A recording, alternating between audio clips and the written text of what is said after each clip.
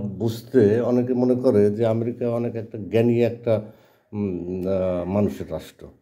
মানে আমেরিকার কথা শুনলে অনেকেই মনে করে যে আমেরিকাটা হচ্ছে একটা বুদ্ধিজীবীদের, একটা বিশিষ্ট জ্ঞানীদের, ইঞ্জিনিয়ারদের, ডাক্তারদের এদের একটা সম্মেলন কেন্দ্র। কারণ তারা এত উন্নত যে আপনার মনে হবে যে তারাই মনে হয় যে সব কিছু জানে, সব কিছু বোঝে, তাদের আইন কানুনই মনে হয় সবচেয়ে ভালো ইত্যাদি। আহ, তাদের প্রতি যে অনুপ্রেরণামূলক একটা, তাদেরকে একটা বিরাট একটা জ্ঞানী সম্প্রদায় হিসাবে মনে করার একটা মানসিকতা সারা পৃথিবীর মানুষের মধ্যেই এটা প্রচলিত। আমেরিকার মানুষ কি এমন করলো যে তাদেরকে এত মানে শ্রদ্ধার চোখে কিংবা এত বিশাল কিছু মনে করে পৃথিবীর মানুষ? তার কারণ তাদের কাছে আছে একটা অর্থনৈতিক শক্তি। অর্থনৈতিক শক্তি মানে ডলার। ডলার হচ্ছে এমন একটা জিনিস যে পৃথিবীর সবচেয়ে শক্তিশালী সামরিক সংগঠনটি তৈরি করতে হয়েছে কাগজের নোটের নিরাপত্তার জন্য, অর্থাৎ ডলারের নিরাপত্তার জন্যই আমেরিকান ফেডারেল ব্যুরো, মানে ওদের যে নিরাপত্তা সংস্থা আছে, সেই সংস্থাটা তৈরি হয়েছে এফবিআই। এফবিআই মূলত তৈরি হয়েছে আমেরিকান ডলারকে রক্ষা করার জন্য। তো ওদের তো নানাবিধ রকমের ওদের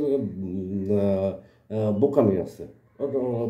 মানে কিন্তু যেহেতু ওরা শিল্পোন্নত দেশ, শিল্পে উন্নত, যেহেতু ওদের অর্থনৈতিক ভিত মজবুত, এবং ওদের যেহেতু প্রচুর প্রাকৃতিক সম্পদ এবং প্রচুর ল্যান্ড আছে, ফরেস্ট আছে, ওদের সাগর আছে, ওদের অনেক প্রাকৃতিক সম্পদ আছে। বিভিন্ন কারণে প্রাকৃতিক সম্পদ থাকলে এমনিতেই বোকা মানুষরাও জ্ঞানী হয়ে যায়। আর যারা একটু জ্ঞানী মানুষ, তাদের কাছে পয়সা আসলে তো তাদের আর কোনো মানে বুদ্ধির আর কোনো সীমা পরিসীমা নেই।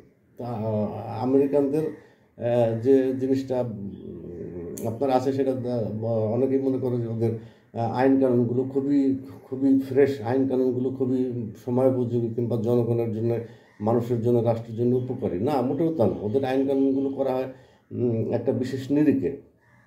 নিরিখটা, ওদের একটা ধর্মীয় চেতনা আছে, ওদের একটা নিজস্ব রাজনৈতিক একটা বলয় আছে। সেই বলয়ের ভিতর থেকে ওরা ওদের আইন কানুনগুলো করে। যেমন ওদের খুব পরিচিত একটা আইন, আমি এটা এই কথাগুলো সবসময় বলি। ওদের খুব পরিচিত, সবাই জানে মানুষ, যে ওরা নির্বাচনের আগে নির্বাচনের ফান্ড সংগ্রহ করে। বিষয়টা হলো এরকম, বোকা বললাম হচ্ছে এই কারণে যে ওরা নির্বাচনের জন্যে ফান্ড সংগ্রহ করে, অর্থাৎ টাকা, ডলার সংগ্রহ করে। সেই ডলারের হচ্ছে প্রথম শর্ত হচ্ছে ওই ডলারগুলো কোনো মানুষকে দেওয়া যাবে না। মানে একটা সংগঠন, তারা সাংগঠনিকভাবে নির্বাচনের ব্যয় করার জন্য টাকা সংগ্রহ করবে, সেই টাকা তারা জনগণকে দিতে পারবে না। সেই টাকা দিয়ে কী করতে পারবে? সেই টাকাটা বাতাসে উড়িয়ে দিতে পারবে। অর্থাৎ বিভিন্ন ধরনের বিজ্ঞাপন, টেলিভিশন বিতর্ক, বিভিন্ন ধরনের সভা, সিম্পোজিয়াম, বিভিন্ন ধরনের ব্যানার, ফেস্টুন, এই পারপোসে তারা খরচ করতে পারবে, কিন্তু কোনো জনগণকে দিতে পারবে না। এখন বলবে যে ওদের আইনটা এত আধুনিক যে ওরা তো সবাই জানায় শোনাই, মানে ওপেন জিনিসটা করে। এই টাকা যে সংগ্রহ করে এটা তো ওপেন করে। ওপেন করলে তাতে সমস্যা কি? ওই টাকাগুলো সংগ্রহ করে যারা ভোট দেবে তাদেরকে ব্যক্তিগতভাবে দিয়ে দিলে কি সমস্যা? আপনি প্রতিশ্রুতি দিবেন যে এই কাজ করবেন, এই প্রতিশ্রুতি দিবেন এই রাষ্ট্রের টাকা নিয়ে, ট্যাক্স নিয়ে আপনি এটা এটা করতে চান, কারণ আপনি জনগণের মঙ্গল চান, এবং জনগণকে আপনার মঙ্গলের জন্য আপনি আপনার ব্যক্তিগত অর্থ আপনি তাদেরকে দিতে পারেন। সেজন্য সে ভোট দেবে না না দেবে এটা তার স্বাধীনতা। কিন্তু যিনি নির্বাচনে প্রতিদ্বন্দ্বিতা করবেন, অর্থাৎ যিনি ক্যান্ডিডেট, এর কাছ থেকে টাকা নেওয়ার বৈধতা, এটা একটা মানুষের মৌলিক মানবিক গণতান্ত্রিক সকল পদের অধিকারের মধ্যে পড়ে। কারণ আপনি তাকে প্রতিশ্রুতি দিচ্ছেন, কিন্তু তাকে আপনি আর্থিক সহযোগিতা করতে পারতেছেন না। এটা তো কোনো আইন হতে পারে না। আপনি টাকা সংগ্রহ করতেছেন নির্বাচনের ব্যয়ের জন্য, সেই টাকাটা আপনি মানুষের পিছনে খরচ করতে পারবেন না, মানুষের বাতাসে খরচ করতে পারবেন। তাহলে তো এই জন্যে আমি যেটা বলছি সেটা হচ্ছে যে নির্বাচনে টাকার ব্যবহার করতে দিতে হবে বৈধভাবে। আমাদের তৃতীয় বিশ্বের রাষ্ট্র বাংলাদেশ, আমাদের অর্থনীতি অত মজবুত না, মানুষের মনের যত শক্তি অর্থনীতির অত শক্তি না। মানুষের মনের যত শক্তি আমাদের পার্শ্ববর্তী যে সমস্ত রাষ্ট্র আছে তাদের চাইতে আমাদের মানসিক শক্তি অনেক অনেক শক্তিশালী। আমরা অনেকবার আমরা স্বৈরতন্ত্রের বিরুদ্ধে, একনায়কের বিরুদ্ধে, কিংবা যারা পর্যায়ক্রমে একনায়ক হয়ে ওঠে রাষ্ট্র ক্ষমতা পেয়ে, যারা ক্ষমতাকে কুক্ষিগত করে, যারা রাষ্ট্রীয় সম্পদকে দলীয় সম্পদে রূপান্তরিত করে, এরকম অনেক শাসককে আমরা বিভিন্ন সময়ে পরাজিত করেছি। আমি ব্যক্তিগতভাবে 1971 সালের আগেই আমার জন্ম হয়েছে, আর একটু কয়েক বছর আগে জন্ম হলেই আমি হয়তো মুক্তিযুদ্ধ করতাম। তাহলে এখন প্রশ্ন অনেক করতে পারে যে এখন যে এই যে ছাত্ররা যে আন্দোলন করলো, অভ্যুত্থান করলো, যে দ্বিতীয় স্বাধীনতা অর্জন করলো, তাহলে এটা থেকে আমি ছিলাম? অবশ্যই আমি ছিলাম। আমি কি ছাত্ররা যে সমস্ত রাজনৈতিক প্রোগ্রামগুলো করছে, সেই প্রোগ্রামগুলোতে তারা যে ভাবে তাদের কার্যক্রম পরিচালনা করছে, আমি একজন 50-এর বেশি বয়স, আমার 60-এর কাছাকাছি, তো সেই বয়সের মানুষ একজন 15 থেকে 25 বছরের বাচ্চার সাথে গিয়ে ওই স্লোগান দেওয়া তো আমার দ্বারা সম্ভব না। কিন্তু আমি গেছি, তারপর ওদেরকে গেছি, আমি অনেক ভিডিও করছি। বিশেষ করে ওরা যে স্লোগানগুলো দিছে, অনেক শ্রুতিকটু স্লোগান, ওদের কথাবার্তা এবং ওদের যে কার্যক্রম, সেটি গণতন্ত্রের পক্ষে যতটুকু ছিল ততটুকুর পক্ষে আমি ছিলাম। কিন্তু তাদের কোনো ত্রুটি থাকবে না, এটা তো আর হইতে পারে না যে যারা কিশোর তাদের কোনো ভুল থাকবে না, বিষয়টা এরকম না। আবার যারা খুব বয়স্ক তারাও যে খুব জ্ঞানী, তাদের যে নির্ভুল থাকবে তাও না। একেবারে মানে মানে কিশোর কিংবা একেবারে বৃদ্ধ, এদের তো সমাজের প্রধান কাজগুলো করার কথা না। প্রধান কাজগুলো করবে তো মেইন স্ট্রিমের যে জনগণ আছে তারা। বিশেষ করে 25 বছর বয়স পর্যন্ত তো আমাদের দেশে ছাত্রদের বাচ্চাদের ছাত্র অবস্থায় থাকে, যদিও 18 বছর বয়সে উন্নত বিশ্বের ছেলেমেয়েরা তাদের স্বাধীনতা সঠিকভাবে তারা পেয়ে যায়। কিন্তু আমাদের দেশে তো ওরকম না। আমাদের দেশের পিতামাতা মৃত্যুর আগ পর্যন্তই একই রকম থাকে। 18 বছরের আগেও যা থাকে, 18 বছরের পরেও থাকে। ভালো থাকলেও 18 বছরের পরেও যা, এই মন্দ থাকলেও 18 বছরের পরেও তাই। একজন সন্তান আমাদের দেশে, বিশেষ করে আমাদের দেশে একটু সচ্ছল পরিবারের কোনো সন্তানই 18 বছরের পরে নিজের পায়ে দাঁড়ায় না। 100 জনের মধ্যে 100 জনই নিজের পায়ে দাঁড়ায় না। আছে যারা একটু দরিদ্র শ্রেণীর, যারা একটু নিম্নবিত্ত, তাদের ছেলেমেয়েরা 18 বছর বয়সে, আমাদের দেশে তো 18 বছর বয়সে ম্যাট্রিকই পাস করে, 16 বছরের পাশ করার কথা, কিন্তু 16, 17, 18 বছর বয়স কোনো ব্যাপার না। ইন্টার পাস করে 18 বছর বয়স। আমাদের তো ইন্টারের ছেলেদেরকে আমরা বাচ্চা হিসেবে, আমাদের সমাজে বাচ্চা হিসেবে গ্রহণ করা হয়। যদিও এই যে বর্তমান যে আন্দোলন হয়েছে, এই আন্দোলনের ক্ষেত্রে ইন্টার লেভেলের ছেলেমেয়েরাই বেশি, 20 মানে 15 থেকে 20 থেকে 25 এর মধ্যে বেশি।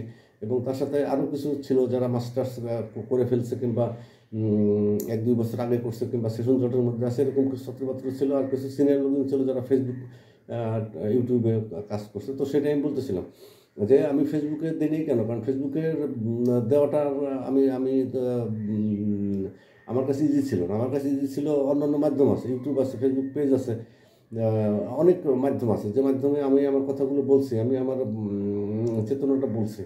আমি কারো লেজুর ভিত্তি করবো বা আমি কারো পক্ষে কথা বলবো, এটা তো প্রশ্ন ওঠে না। কারণ আমি তো কারো খাইও না, কারো পড়িও না। আমি নিজে আয় করে নিজে খাই, নিজের মতো নিজে চলি। আমি কেন রাজনৈতিক কথাবার্তা বলতে যাই? নিজের অবস্থান, নিজের পরিবার, আপনার পরিবারে যদি একজন কিশোর থাকতো তাহলে আপনি বুঝতেন যে একটা কিশোরদের পরিবারগুলো কীরকম আছে। এখন বলবেন কিশোর গ্যাং কে সৃষ্টি করছে?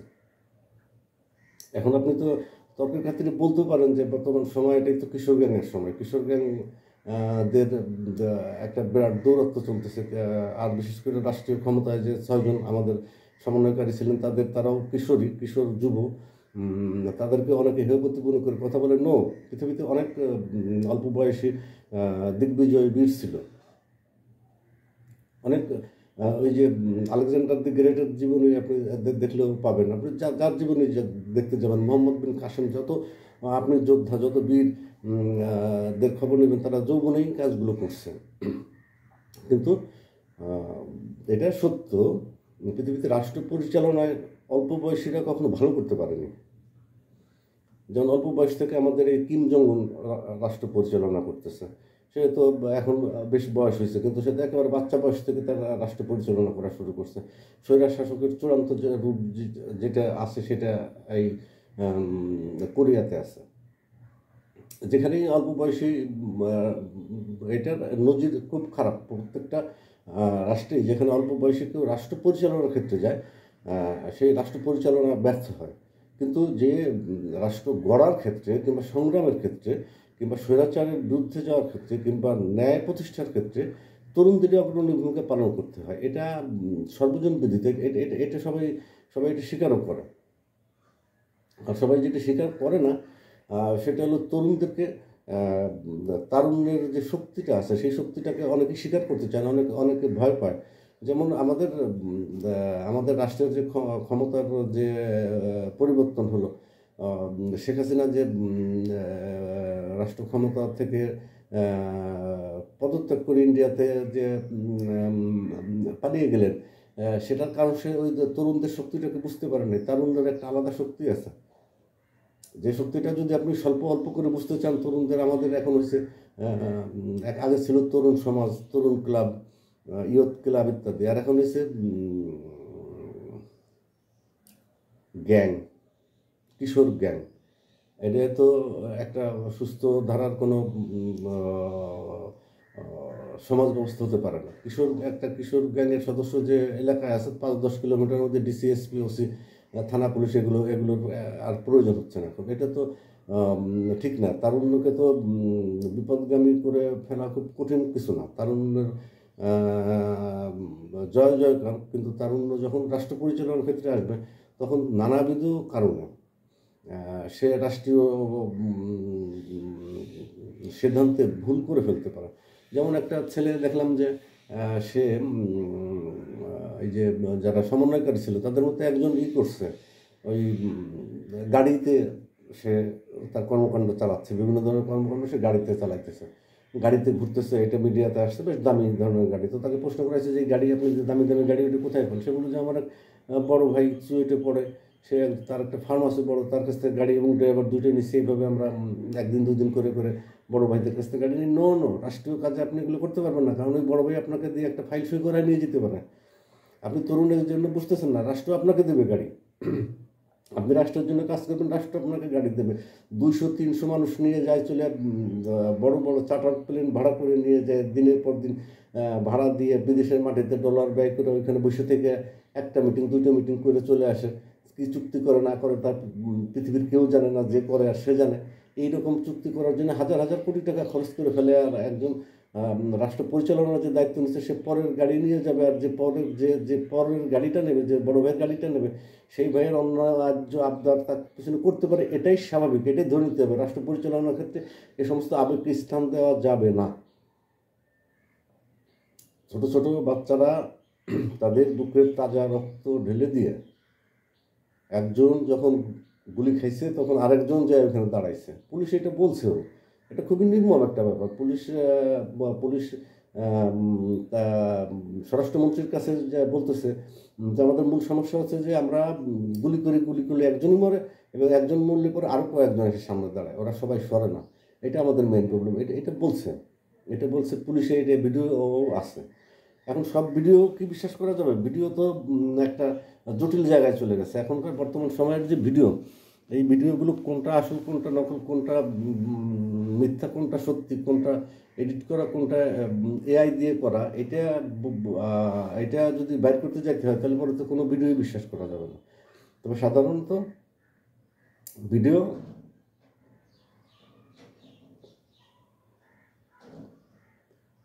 ভিডিও যদি এআই দিয়ে করতে হয় তাহলে টেকনিক্যাল কিছু সাপোর্ট লাগে।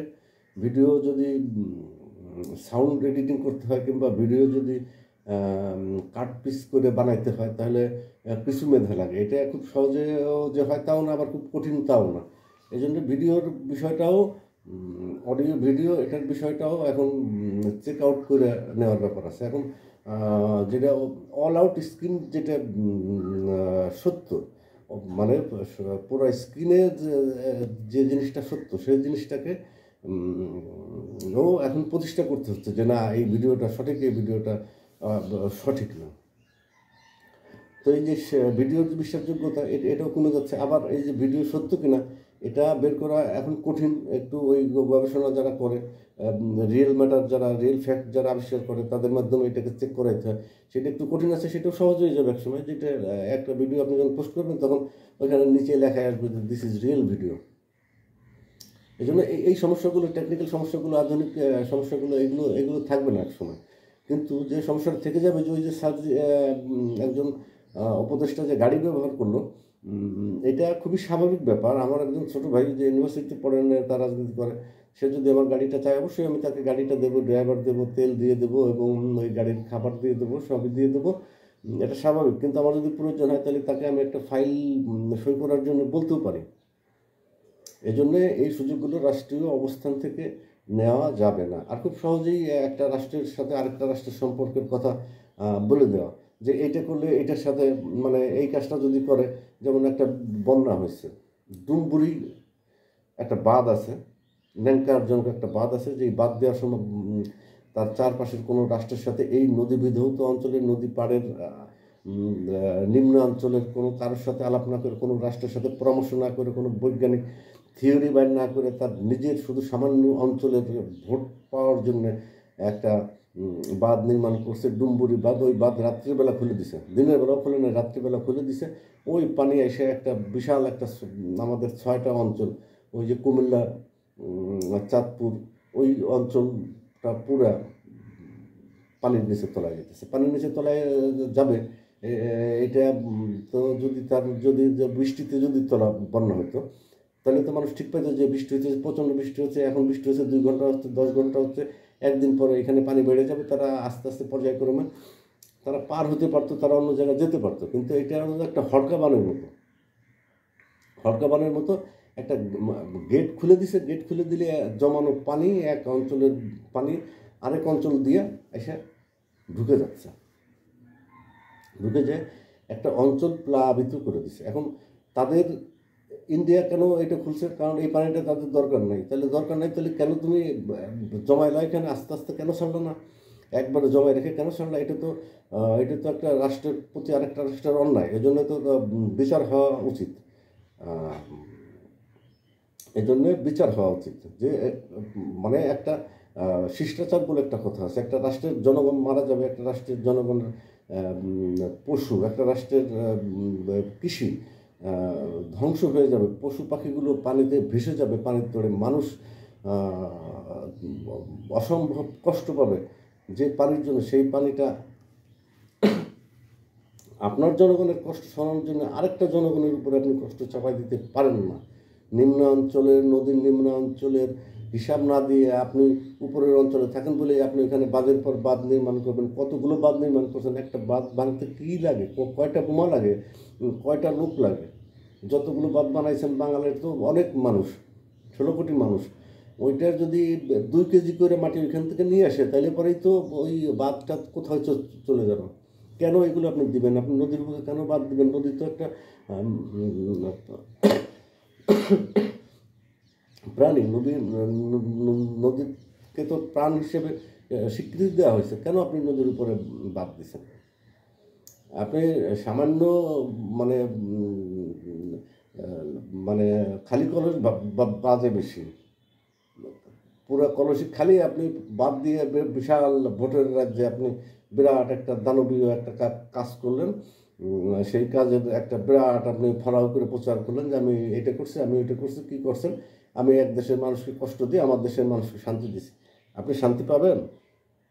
আপনি রাষ্ট্র পরিচালনায় যেই হন না কেন, শান্তি আপনি সঠিকভাবে যদি না করেন, প্রকৃতিকে যদি আপনি মানে প্রকৃতির একটা প্রধান চরিত্র হচ্ছে আমাদের অঞ্চলের প্রকৃতির প্রধান চরিত্র হচ্ছে নদী, যেটা দিয়ে মানুষের জীবনযাপন নির্ভর করে, সেই জিনিসটাকে আপনি বাদ দিয়ে দিচ্ছেন। আপনাকে বাদ দেওয়ার ক্ষমতা দিছে কি? আপনি বাদ দেওয়ার জন্য আলোচনা করছেন কার সাথে? কিভাবে আপনি বাদ দিচ্ছেন? আপনি নদীর উপরে বাদ দিলেন কেন? এই নদীটা কত বছর আগে এই নদীটার সৃষ্টি হয়েছে আপনি তো জানেন। আপনি আইসেই ক্ষমতায় আইসেই আপনি এটা কিছু জনগণের ভোট পাওয়ার স্বার্থে কিছু জনগণকে আপনি আম, লাভ করে দিবেন, এই স্বার্থে আপনি একটা জনপদকে আপনি চরম দুর্দশার মধ্যে ফেলাবেন। এটা তো এটা এটা হতে পারে না, এটা এটা মেনে নেওয়া যায় না। বন্যা, আপনি বন্যার সাথে কান্না পাঠিয়ে দিচ্ছেন।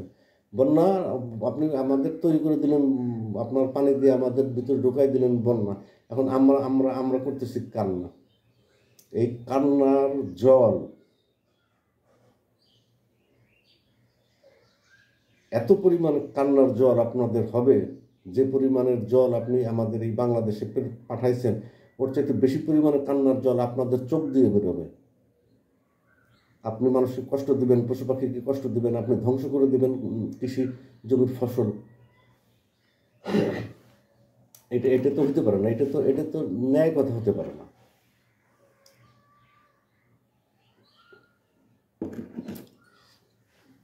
ঠিক আছে, আপনি ভোটের মাধ্যমে ক্ষমতায় আসছেন, আপনি বিশাল 140 কোটি নাগরিকের দেশের মানুষ, নাগরিকের দেশের প্রেসিডেন্ট, আপনি ওইখানে অনেক জটিলতা পাট্টার করে এসে ক্ষমতা নিয়েছেন, ক্ষমতার দখল টখল করে এখন আপনি আপনার ইচ্ছে মতো বাদ দিবেন। ইচ্ছা মতো আপনি আপনার উপাসনালয়, ধর্মীয় মসজিদ ভাঙবেন, কারণ আপনি একটা রেজিম তৈরি করছেন। আপনি একটা রেজিম তৈরি করছেন কারণ আপনি একটা হিন্দু রেজিম, হিন্দু একটা সেন্টিমেন্ট আপনি গড়ে করতেছেন, একটা হিন্দু জাতীয়তাবাদ তৈরি করছেন। 20 কোটি মুসলমান মাত্র আপনার দেশে, আর আপনি 130 কোটি হলো হিন্দু। আপনি ওই দেশে 20 কোটি মুসলমানের জন্য আপনার হিন্দু রেজিমেন্ট তৈরি করা লাগলো, হিন্দু শক্তি তৈরি করা লাগলো, হিন্দু রাষ্ট্র তৈরি করা লাগবে। বুঝতাম যদি সমান সমান হয়তো মানুষ জনসংখ্যা, তাহলে পরে আপনারা শক্তি প্রদর্শন করতে পারতেন। এরা তো আপনাদের সামান্য একটা অংশ, 15% কিংবা 12%। এই হচ্ছে আপনার আপনার 12%-এর বিরুদ্ধে 75%, 80% লোক আপনারা যে একটা হিন্দু জাতীয়তাবাদের সংগঠন করে ফেলেন, আপনাদের উদ্দীপ্ত করে হয়ে গেলেন। উদ্দীপ্ত হয়ে যায় আপনারা এমন কিছু কার্যক্রম শুরু করলেন যেটার মাধ্যমে আপনাদের ভোট ব্যাংক ঠিক রাখার চেষ্টা করেন। আর বহির্বিশ্ব আপনাদের কী বললো, এটা আপনারা থোড়াই কেয়ার করুন। অনেক বড় দেশ, আপনাদের অনেক বড় অর্থনীতি এর জন্য। এই অর্থনীতি দিয়ে আপনার পারমাণবিক শক্তি অর্জন করছেন।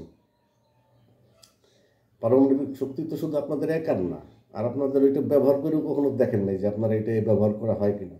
আপনারা পাকিস্তান যখন পারমাণবিক অস্ত্র করে, আপনারা বলছেন এটা পিং পং বোম আবিষ্কার করছে, ওইটা আপনাদেরটাও এরকম পিং পং বল। আমাদের এই পাকিস্তান ভারতের যে অ্যাটম বোম, পারমাণবিক অস্ত্র, এগুলো সব পিং পং বলই। আপনি কয়টা মারবেন, কোন দেশে কয়টা মারবেন, আপনি তো কতক্ষণ টিকতে পারবেন? আপনি তো একা রাষ্ট্র না, আর আপনার বিভিন্ন রাষ্ট্র, রাজ্য নিয়ে বিভিন্ন রাষ্ট্র। এরকম না যে আপনি পুরো শক্তি একেবারে আপনার যদি দিল্লির পুরো শক্তি এনে কোনো একটা বর্ডারে নামাই দেবেন, বিষয়টা এরকম না। এটা আপনি করতে পারবেন না, কোনো আপনার দেশের আইনও করতে পারবেন না, কোনো আইনই করতে পারবেন না। এই সমস্ত বর্ডার একসময় থাকবে না। একসময় বর্ডারের প্রতি মানুষের বিতৃষ্ণা চলে আসবে, আপনার রাষ্ট্র ব্যবস্থা ভেঙে পড়বে। ভেঙে পড়ার কারণ হচ্ছে একটা অঞ্চলের নাগা, মিজো, মণি, এই সমস্ত যে অঞ্চলগুলো আছে আমাদের বাংলাদেশে, ভারতে এবং বার্মাতে, এই অঞ্চলের মানুষগুলো ম্যাক্সিমাম না, প্রায় শতভাগ, প্রায় না শতভাগ খ্রিস্টান হয়ে গেছে। এদের ধর্ম এখন খ্রিস্টান। এদের নিজস্ব যে ধর্ম ছিল, ওই ধর্ম ছিল, লেখা ছিল কলাপাতা, ওই কলাপাতা খেয়ে গেছে জন্তু জানোয়ারের, গরুতে খেয়ে ফেলাইছে কলাপাতা। আপনাদের ধর্মবিধানও শেষ হয়ে, তাদের ধর্মবিধানও নাই, তাদের ধর্ম নাই, তারা হয়ে গেছে খ্রিস্টান। খ্রিস্টান হবে না কেন? খ্রিস্টান হবে না, হবেই তারা খ্রিস্টান, কারণ ওইখানে এমন কিছু ঘটনা ঘটাইছে। পাহাড়ি অঞ্চলে মনে করেন একটা মুসলিম ছেলে যায় একটা পাহাড়ি মেয়েরে বিয়ে করছে, বিয়ে করে একটা দুটো ছেলে মেয়ে হওয়ার পরে ওইখান থেকে পয়সা করে এনে যৌতুক মুক্তুক আইনে মাইরে ধরে দিছে, সর্বনাশ করে দিলে পরে ওদের মধ্যে একটা বিশাল একটা গুজব তৈরি হয়েছে যে মুসলমান খারাপ। আসলে মুসলমান তো খারাপ, মুসলমান তো তাদের সাথে খারাপ করছে। এই জন্য তাদের কাছে একটা নতুন ধর্ম এনে দিয়েছে, যে খ্রিস্টান ধর্ম, যা কখনো তারা দেখে নাই, খালি শুনছে ওরকম কোরআন। আর খ্রিস্টান ধর্ম তো অনেক মানবিক ধর্ম, খ্রিস্টান ধর্ম তো অনেক পলিট ধর্ম। আমাদের ধর্ম, খ্রিস্টান ধর্মকে স্বীকার করার কথা বলা হয়েছে, খ্রিস্টানদের বিরুদ্ধে আমাদেরকে যুদ্ধ করতে নিষেধ করা আছে। আমরা খ্রিস্টানের বিরুদ্ধে যুদ্ধ করবো তো একজন বাঙালি মুসলমান যদি যারা এখন মুসলিম দলগুলো চালায়, তারা যদি অরিজিনালি ইসলাম ধর্ম অনুযায়ী চলে, তারা তো একটা সিদ্ধান্ত আসতে পারে যে আচ্ছা, একটা বিশাল অংশ যদি খ্রিস্টান হয়ে যায় থাকে, ওইখানে আমাদের একজনও মুসলমান নেই, তাহলে যদি ওরা ওইটা নিয়ে যদি রাষ্ট্র আলাদা গঠন করে ফেলুক, এরকম মানসিকতা হয়ে যেতে পারে। এটা হবেই এটা না, কিন্তু এরকম মানসিকতা হয়ে যেতে পারে। কারণ ওরাও তো আহলে কিতাব, ওরা যখন শতভাগ একটা অঞ্চলে মুসলমান হয়ে যাবে, তখন তো ওদের রায় ওদের পক্ষে যাবে, ওদের মাটি ওদের নিজেদের কথা বলবে, ওদের সংগ্রাম, স্বাধীনতা সংগ্রামের আখ্যা দেওয়া হবে। তারপর আমাদের শেখ হাসিনা তো বলছিল যে একটা সাদা ইংরেজরা এখানে খ্রিস্টান রাষ্ট্র করার প্রস্তাব দিচ্ছে। কে কাকে তারা প্রস্তাব দিচ্ছে কিনা আন্দাজি বলছে সেটা বলা যায় না, উনি আন্দাজিও বলতে পারে, কিন্তু জিনিসটা তো রাষ্ট্রীয় রাষ্ট্রীয় পর্যায় পর্যন্ত তো জিনিসটা শীর্ষ পর্যায় থেকে জিনিসটা বলছে। অর্থাৎ এরকম কোনো ঘটনা ঘটতেছে, একটা পাহাড়ি জনগোষ্ঠীতে খ্রিস্টান পাদ্রীরা তাদের ধর্ম প্রচার করে ওইখানে শক্তিশালী মজবুত তাদের ধর্মীয় চেতনা তাদের মধ্যে তৈরি করে দিছে, তাদেরকে বিভিন্নভাবে সহযোগিতা করে খ্রিস্টান ধর্মের যে ভালো দিকগুলো এগুলো তারা তুলে ধরছে, এবং বিভিন্ন তারা উৎসব পার্বণ ইত্যাদি খ্রিস্টান ধর্মে পালন করে। তারা একটা অঞ্চল, যখন এই যে ইন্ডিয়াতে যে মণিপুরে যে মাইতি সম্প্রদায় একটা সম্প্রদায়দের মধ্যে যে অনেক দীর্ঘদিন ধরে গ্যাঞ্জাম হলো, এগুলো কি? এগুলোর লক্ষণ একটাই, একটা বিশেষ একটা লম্বা একটা অঞ্চলের মানুষ খ্রিস্টান হয়ে গেছে। এই খ্রিস্টান অঞ্চলটা তারা আলাদা রাষ্ট্র করতে চায়। এখন এই রাষ্ট্র যদি এই জনগণকে, মনে করেন এই নাগার, মণির, এই সমস্ত অঞ্চল দিয়ে হয়তো সব মিলে হয়তো 1 কোটি মানুষ আছে, এই কয়েকটা অঞ্চলে 1 কোটি মানুষ পুরোপুরি খ্রিস্টান হয়ে গেছে। যে অঞ্চলে খ্রিস্টান হয়েছে ওই অঞ্চলের পুরো অঞ্চলটাই খ্রিস্টান হয়ে গেছে। তাহলে ওই অঞ্চলের পুরো অঞ্চল যদি খ্রিস্টান হয়ে যেতে থাকে, এবং তারা যদি একটা নির্দিষ্ট ব্যারিয়ার দিয়ে বলে যে আমার এই অঞ্চলটা খ্রিস্টান অঞ্চল, এটা একটা খ্রিস্টান রাষ্ট্র, এবং তারা পরে যদি তারা আন্দোলন করে, যেমন ওই যে চারুকলায় নাথান বোম যে শুরু করলো আন্দোলন। নাথান বোম তো খুব বড় কেউ না, নাথান বোম চারুকলা ইনস্টিটিউটে পড়তো। আমরা তো শাহবাগ, আমাদের কর্মজীবনের সাথে বিভিন্নভাবেই শাহবাগেই আমরা প্রায় প্রতিদিনই শাহবাগ যাওয়া পড়ে গত 40 বছর যাবৎ। আমার একটা কবিতাও আছে, সরহদ উদ্যান আমার গ্রাম, আবার গান টানও আছে। আমি ব্যাপক লেখালেখিও করছি শাহবাগ নিয়ে, এবং শাহবাগের এই যে আন্দোলনটা, এটা তো আমাদের চোখের সামনে হলো। কয়েকজন মাত্র ছাত্র ছিল প্রথমে আইসে, ওই তারা শাহবাগে আইসে রাস্তার মধ্যে তারা আলপনা আঁকছে, আইকে ওই গান বাদ্য করছে, একটা মাইক নিয়ে এসছে, মাইক নিয়ে পরের দিন আরেকটু জমায়েত হয়েছে, তারপরের দিন আরেকটু পুলিশি হাঙ্গামা হয়েছে, তারপর দিন কোনো মানুষই নেই, শুধু রাস্তা বন্ধ করে দিছে। রাস্তা বন্ধ করে দেওয়ার মধ্যে কয়জন মানুষ? একদিন আমি আসতেছি, দেখি ওরা যে কজন রাস্তা বন্ধ করতেছে শাহবাগের, ওই কয়জনই আন্দোলনের মানুষ। তাহলে তো ওরা এক জায়গায় বসে পড়লেও পারতো, কিন্তু না, ওরা আন্দোলনটাকে ওই যে পুলিশের বাধার মুখে নির্যাতিত হয়ে ওরা এটাকে ডেভেলপ করছে পর্যায়ক্রমে। যেহেতু ওরা কয়েকজন ছিল, আর যেহেতু এখন অনলাইনের যুগ, এবং একটা সিক্রেট একটা পদ্ধতি আছে, যে পদ্ধতির মাধ্যমে একে অন্যের সাথে যোগাযোগ করে, এবং তারা পর্যায়ক্রমে ধীরে ধীরে এটাকে মেলোডিয়াস করে তোলে। মেলোডিয়াস মানে মেলোডি নিয়ে আসে জিনিসটার মধ্যে। যখন একটা মেয়ে একটা লাল সবুজ পতাকা কপালে বাঁধে এবং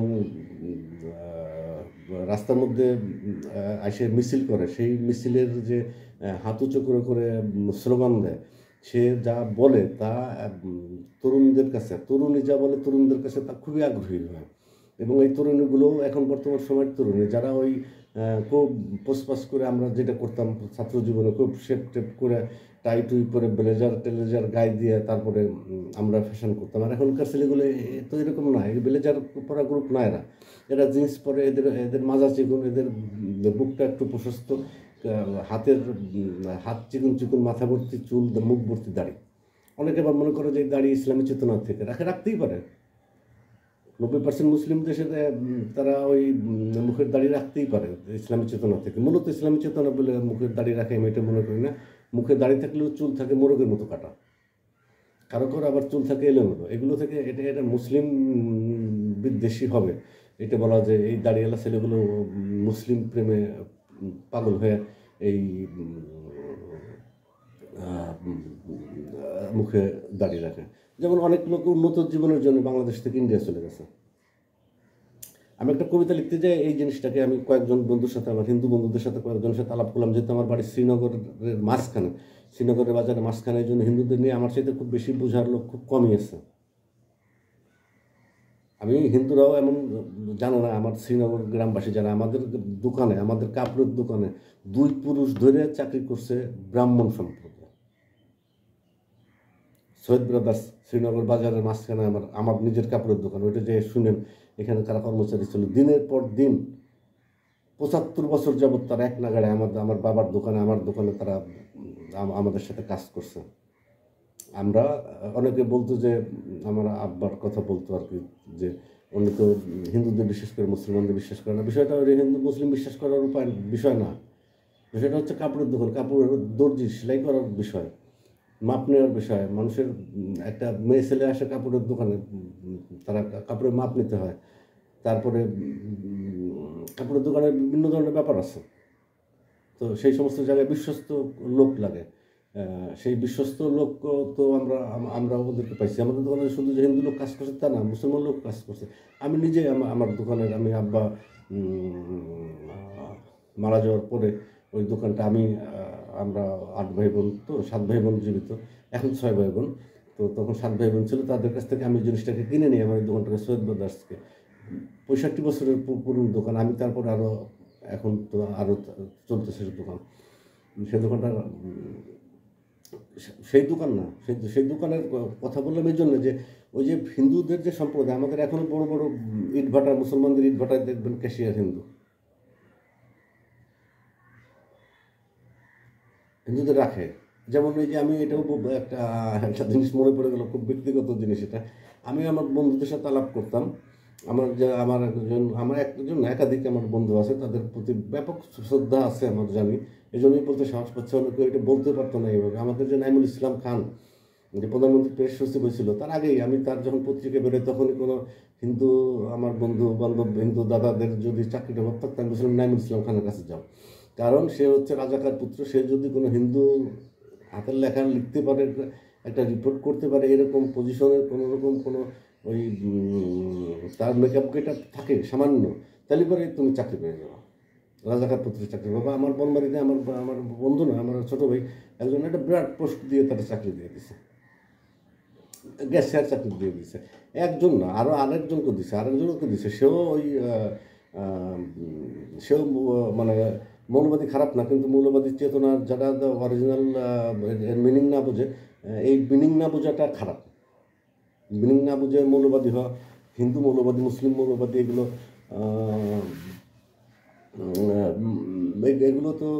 খারাপ। তো সেই রকম আরেকজনকে শাস্ত্রাস্ত্র ভালো নাম বললে সবাই চিনবে এখন, সেও বিশিষ্ট সাংবাদিক, বড় সাংবাদিক, সেও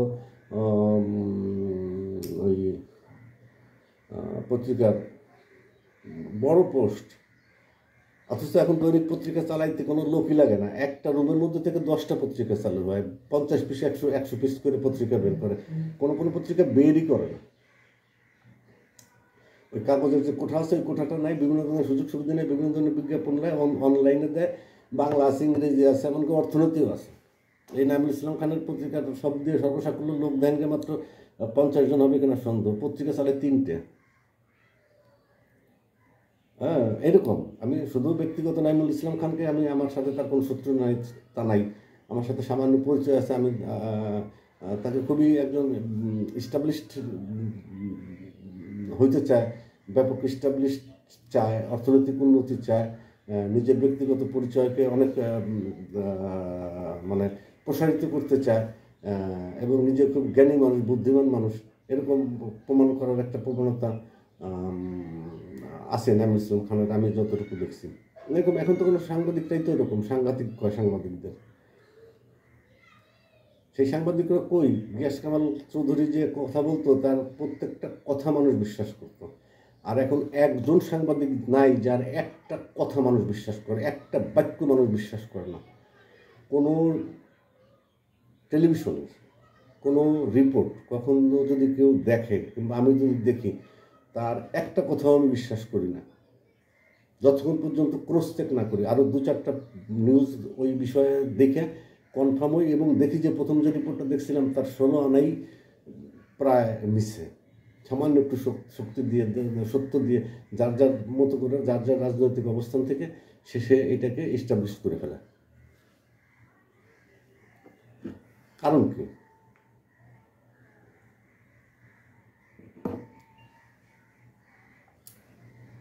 কারণ হচ্ছে আমাদের মনোবৈকল্য। আদি যুগ থেকে আমাদের এই অঞ্চলের মানুষের ভাষাটাই হচ্ছে নীরবতার ভাষা। নদী বিধৌত অঞ্চল, এ অঞ্চলে মানুষ মনের সুখে নৌকা চালায় আর গান গায়। হয় নৌকা ভাটিতে চলে, বাইতে হয় কম, নয় নদী উজানে চলে, বাতাসে পাল লাগায় চলে, মনের সুখে গান গায়। এদেশে সুখী মানুষের দেশ। কাজ করার সময় গান গায়, এটা পৃথিবীতে অন্য কোনো কালচারে পাওয়া খুব কঠিন। আমাদের কৃষকরা এখন পর্যন্ত যে কৃষকরা আছে, এখনও পর্যন্ত যে কৃষকরা আছে, হাতে হাতে মোবাইল, আমি দেখছি গ্রাম অঞ্চলে যে মোবাইল চালাই দিয়ে জমির কাজ করতেছে। তারপরেও এটাও দেখছি যে এখনও মোবাইল না চালাই দিয়েও এখনও গান গাইতেছে। এখনও নৌকা যারা চালায় তারা দু একটা নৌকা সম্পর্কিত গান গায়। এখনও যারা ধান কাটে তারা এখনও বাদায় গেলে ওই ওই ওই গানগুলো গায়, কাজ করতেছে আর গান গায়। এই যে আমাদের যে শান্তিপ্রিয় মানুষ আমরা, এই যে ধরেন আমাদের যে শেখ হাসিনার যে পতন ঘটলো, উনি তো প্রায় 15 বছর যাবৎ রাষ্ট্র পরিচালনা করতেছে। কেন 14 বছর আগে, 13 বছর আগে, 12 বছর আগে ওনার বিরুদ্ধে আন্দোলন করা হলো না? কারণ এই জাতি ধৈর্যশীল, এই জাতি ওই যে নৌকার মধ্যে বসে গান গায়, পাট খেতে বসে গান গায় আর কাম করে, খায় আর ঘুমায়। মাটিতে বীজ দিলে ফসলের যে জীবনযাপন এত সহজ নয়, জীবনযাপন অত্যন্ত কঠিন। এই যে সমাজ আমাদেরকে প্রতিষ্ঠিত হয়েছে, এই সমাজ প্রতিষ্ঠিত হয়েছে কৃষকের ঘামের উপর দিয়ে। কৃষক জমি থেকে ধান কেটে নিয়ে আসতো, এমন পর্যায়ে মুখোমুখি অবস্থায় তাদের ঘরের ধান ফুরিয়ে যাইতো যে আজকে কাইটে আনবে, আজকেই ওই ধানকে মাড়াই করে, গরু দিয়ে হোক, নিজে মানুষের নিজে পা দিয়ে পাড়াইয়ে ধান মাড়াই করে, সেই ধান সেদ্ধ করে, সেই ধান রোদ্রে শুকাইয়া, সেই রৌদ্র না থাকলে পরে চুলার উপরে বড় পাতিলে করে সেই ধান নাড়ে নাড়ে শুকানোর পরে সেই ধান ঢেকিতে ভেঙে সেই ধান খাওয়ার অসংখ্য নজির আছে বাংলাদেশের কৃষকদের মধ্যে। গরু পালন, মুরগি পালা, গরু পালা, এই গরুরে যে কিনে খাবার খাওয়াইতে হয়, এটা তো 20-30 বছর আগের মানুষ এটা কল্পনাই করতে পারে না বাংলাদেশে, যে একটা গরুকে কিনে খাবার খাওয়াইতে হয়, একটা মুরগিকে কিনে খাবার খাওয়াইতে হয়। এই ধারণাটাই তো আমাদের ছিল না। এই ধারণাটাই আমাদের ছিল না। 50 বছর আগে যে সার বুনইতে হয়, এই সার বুননোর আইডিয়াটাই এই বাংলাদেশে ছিল না। দিত, গোবর দিত, নাহলে গাছপালা পচায় ওইটা দিত, মুরগির গু দিত, বিভিন্ন ধরনের পচা টচা দিয়ে সার বানাইতো, ছাই দিত, ছাই দিয়ে পোকামাকড় মারত, নিমের রস দিয়ে কীটনাশক মারত, ধোঁয়া দিয়ে কীটনাশক সরাইতো। এইভাবে এই এস্টাবলিশড হয়েছে আমাদের অর্থনীতিটা এস্টাবলিশ হয়েছে। কিন্তু আমরা খাদ্যের স্বয়ংসম্পূর্ণ হতে পারিনি। আক্ষরিক অর্থে খাদ্যের স্বয়ংসম্পূর্ণ হওয়ার ইচ্ছা আমাদের ছিল না। তাহলে আমাদের ওরকম পরিকল্পনা থাকতো কী পরিমাণ খাদ্য উৎপন্ন হয়। রাষ্ট্র ইচ্ছা করলেই ওই পরিমাণ, কী পরিমাণ ধান লাগে ওই পরিমাণ জায়গায় ধান চাষ করলে হয়, কী পরিমাণ গম লাগে ওই পরিমাণ জমি গম চাষ করলে হয়, ওই পরিমাণ জমি আমাদের আছে। কিন্তু এটা হয়ে গেছে হলো হরিণ লুটের কারখানা। দেখবেন যতগুলো নতুন পাটকল তৈরি হয়েছে, প্রত্যেকটা পাটকল তৈরি হয়েছে পাট ক্ষেতের ভিতরে অথবা ধান ক্ষেতের ভিতরে মাটি কেটে। একটা পাট ক্ষেত মানে 100 একর জমিকে নষ্ট করছে, একটা পাটকল মানে 100 একর চাষের জমিকে নষ্ট করছে। চাষের জমিকে নষ্ট করে ওইটা অনুমতি দিয়ে দিচ্ছে, পরিবেশ আলাদা অনুমতি দিয়ে দিচ্ছে। একটা পাটকল হইলে ওর চতুর্পাশে 5 কিলোমিটারের মধ্যে কোনো সুষ্ঠু ফসল হয় না। ওর থেকে যে অ্যাশ তৈরি হয়, অ্যাশ মানে পাটের ধুলা আর এমনি মাটির ধুলা বালুর ধুলা আলাদা। পাটের ধুলা অনেকটা, ও ধুলা না, ওইটা হলো পাটের চিকন চিকন ছোটো ছোটো আঁশ। ওইটা চতুর্দিকে ছড়ায় যায়। বাতাস যখন ঘোরার বাতাস হয়, গুল্লি বাতাস হয়, তখন ওইটা ছড়ায় যায়। যখন একদিকে বাতাস থাকে তখন একদিকে যায়। যেমন ইট ভাটার ধোঁয়ায় যেমন পরিবেশ বিপন্ন, তেমনি পাটকলের ওই অ্যাশে, পাটের আঁশের ছোট ছোট কণায় মানে পরিবেশের চরম উদ্বেগজনক এবং ন্যাংকারজনক, যেটা পরিবেশ অধিদপ্তর থেকে এদেরকে আবার অনুমতি দেয়। আমি নিজে আমার এলাকায় যখন পাটকল তৈরি হয়, পাট খেতে পাটের কল শুনতে বড়ই মজা। যদিও সে তার চাকরি করে ভাই বেড়াদার গেদা, এরকম একটা কবিতা আমি লিখছিলাম। কবিতা লেখার পরে ওই যে পাটকল যে করছে উনি এখন প্রয়াত, উনি আর ওনার পার্টনার আছেন, উনি ছিলেন আমাদের এলাকার ওই পাটকলটার প্রধান। তো উনি আমাকে দেখলেন, কিরে তুই এইভাবে পাটকলের উপরে এত বিষোদ্গার করছিস কেন? এবং যে পত্রিকায়, স্থানীয় পত্রিকা ছাপাইছিলাম, ওই পত্রিকা পরের দিন পাওয়া যায় না।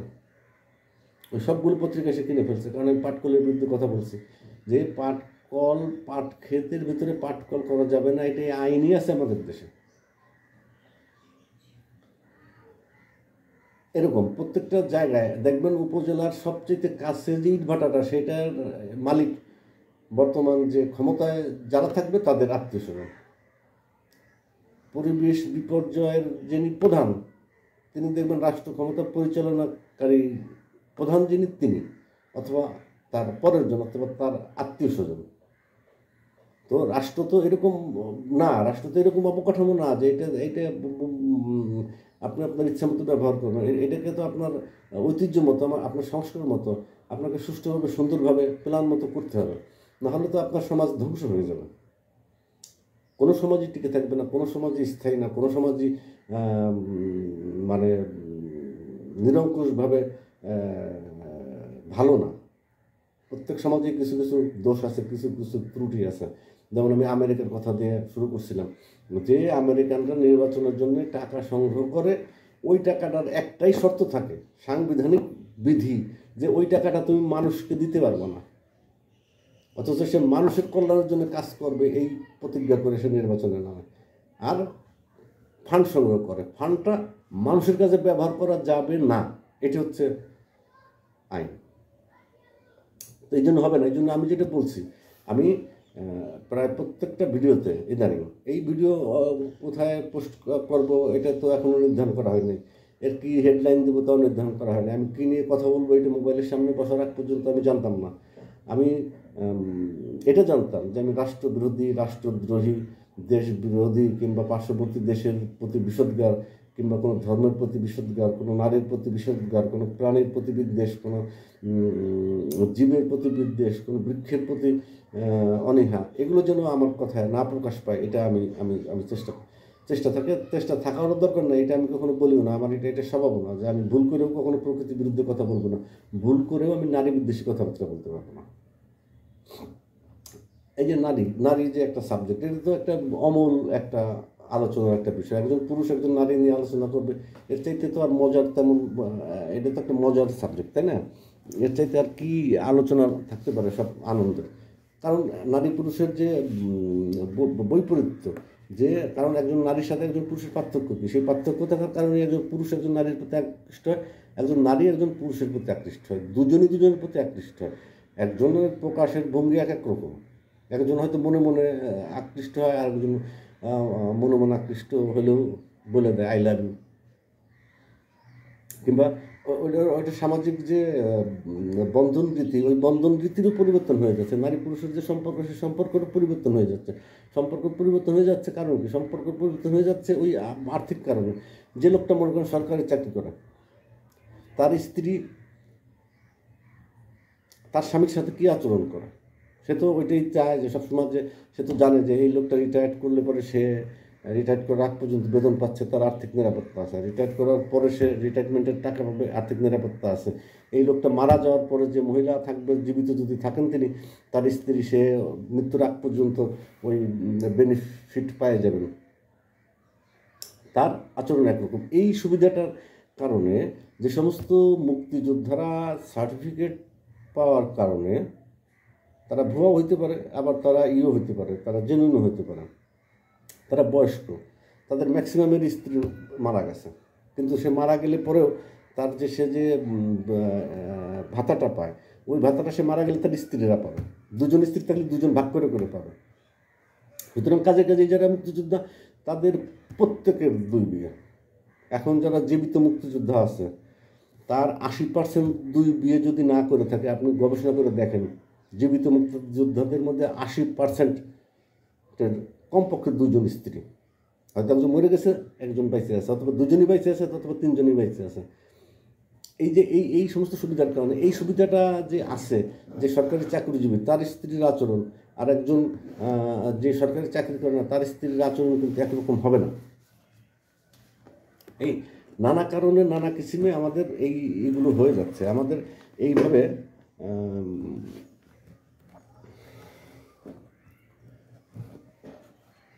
আচ্ছা,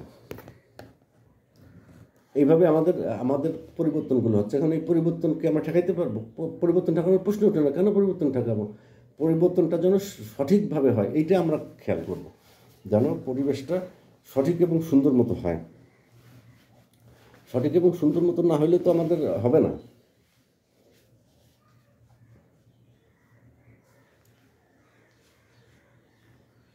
সুন্দর মতো করতে হবে। সঠিক সুন্দর মতো না হলে আমাদের কিছুই হবে না। আমাদের অনেক বড় বড় আকাঙ্ক্ষা থাকে। আমরা কি, আমাদের যদি এখন আকাঙ্ক্ষা হয় যে আমরা বিশ্বকাপ ফুটবল জয় করব, এই আকাঙ্ক্ষার কি কোনো মানে থাকবে? অবশ্যই থাকবে, কারণ আমাদের 18 কোটি মানুষ আছে। এই 18 কোটি মানুষের মধ্যে থেকে যদি অবশ্যই সুন্দর প্রক্রিয়ায় সঠিকভাবে এদেরকে সংগ্রহ করা হয়, প্লেয়ারদেরকে বাল্যকাল থেকেই, এবং এদেরকে যদি পরিচর্যা করা হয় ভালো কোচ দিয়ে, ভালো ফুড দিয়ে, ভালো ক্লাব দিয়ে, ভালো মাঠ দিয়ে, ভালো জার্সি দিয়ে, ভালো রেফারি দিয়ে, ভালো ফুটবল দিয়ে, ভালো তাদেরকে বেতন দিয়ে, যদি তাদেরকে সুন্দরভাবে পরিচর্যা করা হয়, তাহলে অবশ্যই আমরা বিশ্বকাপ ফুটবল হয়তো একদিন খেলতেও পারি। যখন খেলতেও পারার সম্ভাবনা আছে, তাহলে জিতে যাওয়ার সম্ভাবনা আছে, এটা সুদূর পরে হতে ব্যাপার। কিন্তু আমাদের তো ক্রিকেটটা নিয়ে আরও ভাবার কথা ছিল। আমাদের ক্রিকেটের ইতিহাস তো খুব বেশি দিনের পুরনো না। প্রায় আমাদের মূল স্ট্রিমটা তো আমাদের চোখের সামনে শুরু হয়েছে।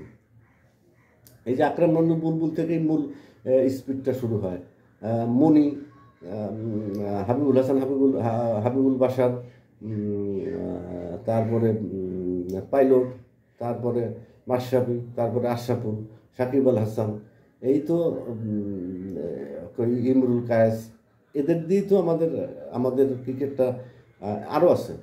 অনেকগুলো নাম আছে আরও, যে নামগুলো, যেমন মাশরাফি বিন মুর্তজা ক্যাপ্টেন হিসেবে সে তার একটা উজ্জ্বলতা আছে, যদিও তার রাজনৈতিক কারণে। সাকিব আল হাসান একজন বিশ্ববরেণ্য ক্রিকেটার, কিন্তু তার নৈতিক কিছু জায়গায় দুর্বলতা আছে, যেটা একজন মুসলিম কান্ট্রির একজন আইকন প্লেয়ার যা করতে পারে, আর একজন ইউরোপিয়ান ফুটবল প্লেয়ারের, একজন ইউরোপিয়ান জনপ্রিয় প্লেয়ার যা করতে পারে তা এক না। মুসলিম বিশ্বের আপনি আইকন, মুসলিম বিশ্বের আপনি মুসলিম দেশের সাকিব আল হাসান প্রতিনিধিত্ব করেন। আপনার যে ধরন থাকবে, আপনার জীবনযাপনের যে পদ্ধতি থাকবে, সেই পদ্ধতির সাথে আপনি টাইসনের পদ্ধতি মিলে গেলে তো হবে না। টাইসনের বাড়ি আর আপনার বাড়ি পাশাপাশি হইতে পারে এটা। তো ওই ক্রীড়াক্ষেত্রে আমাদেরকে এখনও কোনো সাফল্য নেই কেন? ইন্ডিয়া 140 কোটি মানুষ, এবার অলিম্পিকে মনে হয় স্বর্ণপদক। 140 কোটি মানুষ মানে পৃথিবীর সবচেয়ে বড় দেশ। পৃথিবীর সবচেয়ে বড় দেশ, ওই একটাও স্বর্ণপদক পায় না। একটা পাইছে মনে হয়, নাকি জানি না। আমি যতদূর অলিম্পিকের খবর জানতাম, যে কদিন শুনছিলাম, তাতে আমি দেখছি যে অলিম্পিকে কোনো পদক ভারতে পায়নি, পাকিস্তানও পায়নি। পাকিস্তানও 20-22 কোটি মানুষ, 25 কোটি মানুষ। বাংলাদেশের তো প্রশ্নই ওঠে না, অলিম্পিকে প্রশ্ন ওঠে, অবশ্যই প্রশ্ন ওঠে বাংলাদেশেও কেউ একজন অলিম্পিকের পদক জিতবে। যেমন আমরাই আমাদের জীবনে কল্পনা করছি যে আমাদের নোবেল পাবে কে, নোবেল পুরস্কারটা পাওয়ার দরকার, আমাদের নোবেল পুরস্কারটা কে পাবে। এই যে আমাদের ধারণা ছিল যে আমাদের নোবেল পুরস্কারটা কে পাবে, আমি খুব ভাবতাম যে সাহিত্যে কে পাইতে পারে, সাহিত্যে মনে হয় আমি পাবো। আমি ভাবতাম যে সাহিত্যে মনে হয় আমি পাবো নোবেল। কারণ নোবেল পাওয়ার উপযুক্ত একজন সাহিত্যিক সাহিত্যিক আমি। আমার মধ্যে যে ইচ্ছা আছে, যে পরিমাণ লেখা আমি লিখছি এবং আরও লিখতে চাই, সব মিলে এটা আমি ভাবি, এটা প্রত্যেক লেখকই ভাবতে পারে। কিন্তু তাই বলে যে আক্ষরিক অর্থে নোবেল আমাদের হাতের এসে যাবে, এটা তো আমাদের একটু ধারণার বাইরেই ছিল। ধারণার বাইরে ছিল কারণ কি? ধারণার বাইরে ছিল কারণ আমাদের এরকম প্রতিভাবান কেউ আসতেছিল না। রবীন্দ্রনাথ ঠাকুরের পরে আর আমরা কাউকে ওইভাবে পাচ্ছিলাম না যে আমাদেরকে একটা নোবেল এনে দিতে পারে। তো সেটা আসে ডক্টর মোহাম্মদ ইউনূসের মাধ্যমে। তাকে অবশ্যই আমরা স্যালুট জানাই, তাকে অবশ্যই সাধুবাদ জানাই, এবং তার উপরে আমরা ভরসা করি যেন তার উপরে প্রকৃতির রহমত থাকে, আল্লাহর রহমত থাকে, সেজন্য আমাদের দেশটাকে অনেক সুন্দর করে নিতে পারে। কারণ অন্যের জন্য যেটা ভাবনার বিষয় আছে যে খুবই মানে সে যার ভেতরে খুব বড় লোক হওয়ার আকাঙ্ক্ষা, খুব টাকা পয়সা হবে তার, এরকম যে সমস্ত মানুষ আছে, তাদের সাথে ডাক্তার মোহাম্মদ ইউনূসের তুলনা হবে না। কারণ উনি অনেক বেশি পরিমাণে টাকা উনি গ্রামীণ ব্যাংকের মাধ্যমে উনি এটা লেনদেন করছেন এবং এটাকে উনি প্রসেসিং করছেন। সারা পৃথিবীতে ইউনূস সেন্টার আছে অনেকগুলো, সারা পৃথিবীতে অনেকগুলো প্রতিষ্ঠানের উনি উপদেষ্টা, অনেকগুলো প্রতিষ্ঠানের উনি দাতা সদস্য। এবং এই যে অলিম্পিক বললাম, এই অলিম্পিকেরও উনি একজন মানে নিয়মিত একজন অতিথি। তারপরে জাতিসংঘ আমাদের সবচেয়ে বড় সংগঠন, সেখানে ওনার অবাধ যোগাযোগ। আমেরিকার বিভিন্ন ধরনের ব্যক্তি, রাজনৈতিকবিদদের সাথে ওনার সম্পর্ক। উনি অর্থনীতির বিষয়টা ভালো বোঝেন। উনি হয়তো রাজনীতি একটু কম বোঝেন, একটু রাজনীতি কম বোঝাই ভালো। রাজনীতি কম বুঝে আপনি অর্থনীতিটাকে সুন্দর করে দেন স্যার।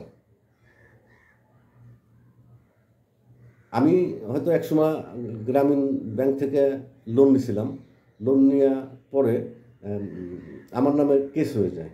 তো আমি যখন আমার নামে কেস হয়ে যায়, তখন আমি গ্রামীণ ব্যাংকের ম্যানেজারকে যাই বললাম যে ভাই, আমার নামে কেস হয়ে গেল, আমার সাথে তো আরও আগে পরে অনেকে লোন নিছে, তারা তো আমার চাইতে অনেক পচা লোন, অনেক দুর্বল লোন, তাদের নামে কেস হলো না কেন, আমার নামে কেস করে দিল। বললো যে আমরা যখন বাগানে শিকার করতে যাই তখন সিংহকে টার্গেট করে, যাতে অন্য প্রাণীরা ভয়তে আর না আসবে। তো আমি কেসে পড়ে গেলাম। কারণ আমাকে কেস করা হলো কী কারণে, সেটাই অবশ্য দীর্ঘ আলোচনার ব্যাপার। কেস করা হলো আমাকে, আর ওনাদের তো প্রত্যেকটা ডিস্ট্রিক্টে ওনাদের 2-4 জন করে উকিল লাগানো। ওইটা পরে ওরা লোন দেওয়ার আগে চেক নিয়ে নেয়, 10-12 লাখ টাকার লোনের চেক নিয়ে নিছে। এখন আপনি একটা কিস্তি মিস করছেন, 2টা কিস্তি মিস করছেন, দেরি করছেন, কিংবা একটু সমস্যা করছেন, আপনার নামে কেস করে দেবেন। কেস করে দিলে এই যে কেসের যে মূল সেটা হলো যে আপনাকে একবার আপনি সঠিক জামিন পাবেন। সে জামিন পাবেন কীভাবে? প্রথমবার আপনাকে প্রশ্ন করবে যে আপনি কি এই চেকটা কি আপনার, এই চেকটা কি আপনি নিজে নিয়েছিলেন, না এই চেকটা কি সত্যি কিনা। আপনি যদি বলেন না চেকটা সত্যি না, তাহলে তো উকিলরা আপনাকে নগদে আপনার চরম বিরোধিতা করবে। আর যদি বলেন যে হ্যাঁ সত্যি, আমি লোন নিয়েছিলাম, আমি আগামী তারিখে এসে এই বিষয়ে কীভাবে লোন পরিশোধ করবো এই সুযোগটা দেন, তাহলে পরে জামিন দিবে এই শর্তে যে আপনি যে কিস্তি আছে তার একটা কিস্তি দিয়ে কাগজ নিয়ে আপনি কোর্টে আসবেন অমুক তারিখে। এইভাবে আমাকে ডাক্তার মোহাম্মদ ইউনূসের প্রতিষ্ঠান আমার নামে কেস করছে। আমি তারপরে ব্যক্তিগতভাবে তার আমার রাগ অনুরাগ থাকতেই পারে। তাই বলে তিনি যে রাষ্ট্রের অর্থনৈতিক উন্নতি করতে পারবেন না, এটা কিন্তু আমি বলবো না।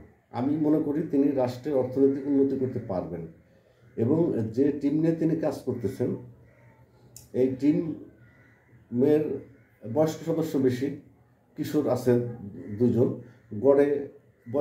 গড় করলে পরে বয়স 60-এর কাছাকাছি যে দাঁড়াবে। এর 2 জন তো আছে প্রায় অকর্মণ্য অক্ষম। হ্যাঁ, যাদের আবার রিপোর্টও খারাপ। মহিলাদের যারা নেওয়া হয়েছে তাদের তো স্বামী সংসার আছে, মহিলাদের নেওয়ার আগে অনেক কিছু গবেষণা টবেষণা করে নিতে হয়। কারণ তার তো অনেক পদের পারিবারিক যন্ত্রণা থাকে। তার মধ্যে থেকে যারা এই সমাজকর্মী হিসেবে জনগণের উন্নয়নের জন্য যারা কথা বলছে, কথা বলে, আন্তর্জাতিকভাবে যারা ডিজাস্টার নিয়ে কাজ করে, যারা পরিবেশ নিয়ে কাজ করে, তাদের জ্ঞানও থাকে অনেক বেশি। পরবর্তীতে তারা এস্টাবলিশমেন্টের দিকে যায়, তাদের ফ্ল্যাট হয়, তাদের গাড়ি হয়, তারা ডলারের ভাগ পায়, তাদের মিটিং হয়, মিছিল হয়, তাদের মধ্যে রাজনীতি হয়। কিন্তু তাদের জ্ঞানের পরিধি সাধারণ মানুষের চাইতে কম না, তাদের প্রেমও কম না।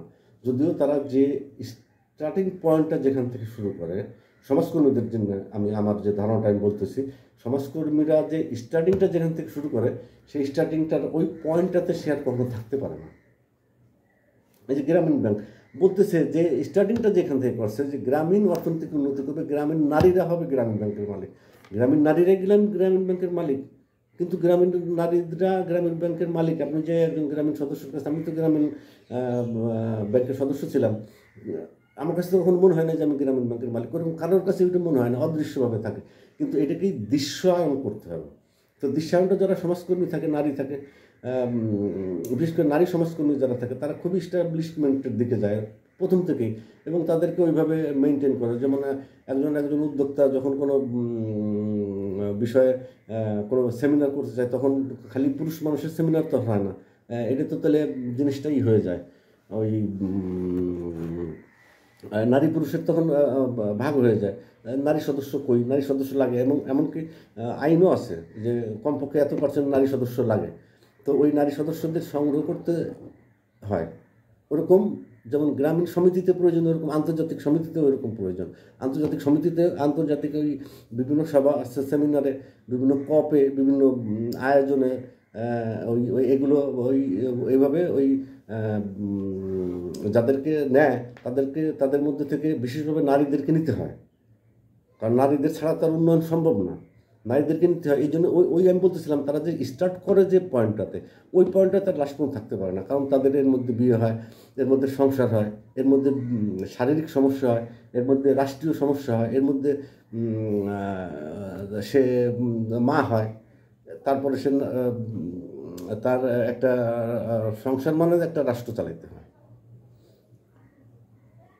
তো যারা নারী সদস্যরা আছে, অবশ্যই তাদের প্রতি আমি শ্রদ্ধা জানাই, স্যালুট জানাই। আপনাদের ব্যক্তিগত জীবন যার যেমনই হোক না কেন, আপনারা রাষ্ট্র পরিচালনা ভালো করবেন এই আশা করি। নারীর কথা বলতেছিলাম, আমি একটা পোস্ট দিতে চাইছিলাম। পোস্টটা হলো, আমি নেত্রীর জন্যে মারা যেতে পারি, আমি নেত্রীর জন্য জীবন দিতে পারি, যদি তিনি হন আমার স্ত্রী। আমি আমার স্ত্রীর জন্য জীবন দিতে পারি, এটা আমি বলতেছি না। আমি বলতে চাইছিলাম যে আমি নেত্রীর জন্য জীবন দিতে পারি, যদি তিনি হন আমার স্ত্রী। আমার নেত্রী তো আমার স্ত্রী, আমার ঘরের যে নেত্রী, যিনি নেতৃত্ব দেন, তিনি আমার স্ত্রী। তার জন্য তো জীবন দিয়ে দেওয়া খুবই ভালো। তার জন্য যদি মানে প্রয়োজন হয়, তাহলে এমনি জীবন দেওয়ার কোনো দরকার নেই। এই প্রশ্নটা আমি দিইনি। আমাদের শেখ হাসিনা যখন পতন হলো, তখন আমি এইটা লিখেও রাখছিলাম যে আমি আমার নেত্রীর জন্য জীবন দিব, যদি তিনি হন আমার স্ত্রী।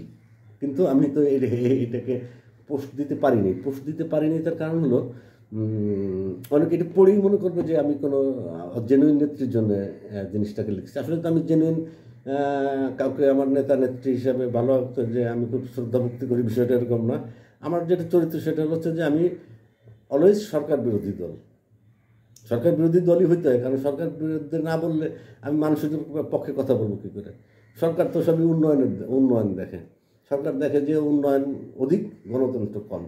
গণতন্ত্রটাই একটা ফালতু জিনিস। গণতন্ত্রটা ওই রকম যে তুমি নির্বাচনের জন্য টাকা সংগ্রহ করবা, তুমি জনগণকে উন্নয়নের প্রতিশ্রুতি দেবা, কিন্তু এই টাকাটা তুমি জনগণের হাতে দিতে পারবে না। তুমি দরকার তার বাড়ির সামনে একটা ব্যানার লাগাইছো, রেখে আসতে পারবা অনেক টাকা ব্যয় করে, কিন্তু তাকে তুমি টাকা দিতে পারবে না।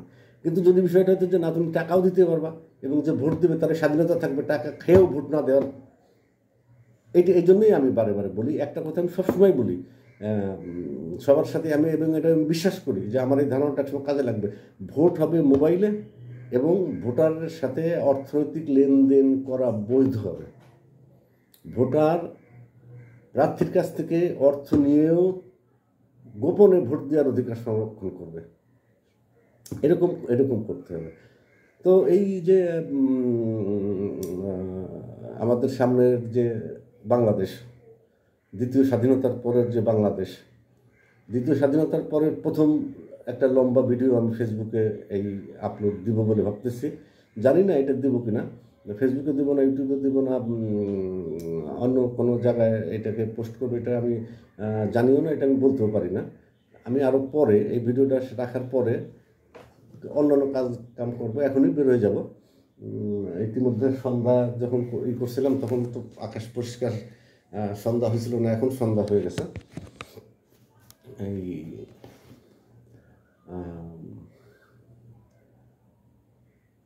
সবাই কি করতে হবে তাহলে? এখন আমাদের উত্তরণের পথ কি? এখন যারা একটু ভাইবে চিনতে বলবে তারা বলবে অপেক্ষা করো, ধৈর্য ধরো। উত্তরণের পথ ধৈর্য কখনোই না। উত্তরণের পথ হচ্ছে সবার মতামত গ্রহণ করা। এই যে আমি কথা বলতেছি, এই কথাটা আপনি আপনি কি আমার পর খেপে যাবেন কোনো একটা কারণে? আমি তো কোনো একটা এই একটা এত বড় একটা লম্বা একটা ভিডিও করতেছি, কোনো একটা জায়গায় হয়তো আপনার অপছন্দ হয়েছে, এই জন্য কি আপনি আমাকে শারীরিকভাবে আক্রমণ করার চিন্তা করবেন? না। আপনার যদি এটা পছন্দ না হয় তাহলে আপনি অবশ্যই আপনি এই কথা দিয়েই আপনি তার উত্তর দেবেন, এবং এটা কথার মাধ্যমে এটা পরিষ্কার হয়ে যাবে যে আমি আপনাকে, আপনি যে কষ্ট পাইছেন এটা আমাকে আপনার কষ্ট দেওয়া ঠিক হয়নি। তখন যদি আমি বুঝি যে না ঠিক হয় না, তাহলে আমি এক্সকিউজ করলাম। এখন এই যে ওভারঅল স্কিন, অর্থাৎ ফুল স্কিনে আমি যে কথাটা সর্বশেষ আজকে বলতে চাচ্ছি সেটা হচ্ছে যে আপনারা গবেষণা করে দেখবেন, গণতান্ত্রিক রাষ্ট্রে ভোট একটা গুরুত্বপূর্ণ বিষয়। এই ভোট যিনি নির্বাচনের প্রার্থী হবেন তার কাছ থেকে সরাসরি আর্থিক সুবিধা নেওয়ার অধিকার ভোটার রাখেন। 2 নম্বর, হাজার হাজার কোটি কোটি টাকা খরচ করে ল্যাপটপ কিনতে হবে না আপনাকে, ট্যাব কিনে ভোটের জন্য, হ্যাঁ ভোট, এই যে আপনার ডিজিটাল মাধ্যমে ভোট দিতে হবে না। ডিজিটালের যেটা সর্বোচ্চ আপনার হাতের মধ্যে রয়েছে মোবাইল, আপনি এত কোটি কোটি টাকা লেনদেন করেন, এত ডকুমেন্টস আপনি লেনদেন করেন মোবাইল দিয়ে, আপনি ভোট দিতে পারবেন না মোবাইলে? সর্বশেষ এবং নতুন কথা, এটা কেউ কখনো বলেনি, নির্বাচন হবে প্রতি বছর। যেহেতু নির্বাচনের কোনো ব্যয়ই হবে না, এই সামান্য একটা অ্যাপস দিয়ে আপনি ভোট দিবেন। রাষ্ট্রের প্রধান হবে 1 বছরের জন্য, ওই চেয়ার প্রতিনিয়ত পাল্টাবে। ফোন আসছে, দেখি কে। আচ্ছা, এই ফোনটা নাহলে নাই ধরলাম, আমি পরে ফোন দেব। আবার বেশ সময়ও হয়ে গেছে, কত সময় হয়েছে, ব্যাটারিতে কতটুকু আবার দিতেছে জানি না। কথা তো বললে কথা শেষ হয় না। সর্বশেষ ওই যে কথাটা আমি আরও সংক্ষেপে বলে দিই, ভোট হবে প্রতি বছর, ভোট হবে মোবাইলে, ভোটার প্রার্থীর কাছ থেকে সরাসরি আর্থিক সুবিধা নিতে পারবে। আজকের মতো ওকে।